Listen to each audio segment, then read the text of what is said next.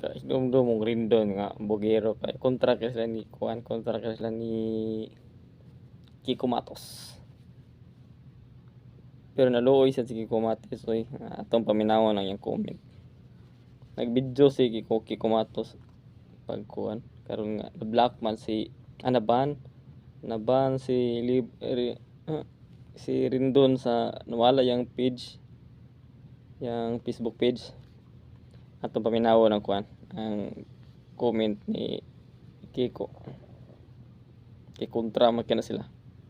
Ano pong masasabi nyo dahil naban na si Rendon? Ang masasabi ko lang ay nalulungkot ako kasi mahirap pang mawalan ng page, mahirap pang mawalan ng isang pwesto sa social media. Wow naman!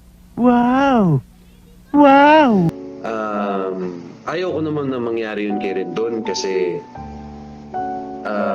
as a content creator, that is one of the worst nightmares that you can experience as a vlogger, as a content creator.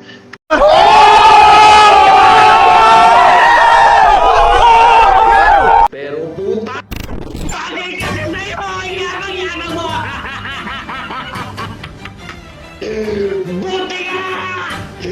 Ano? Gago!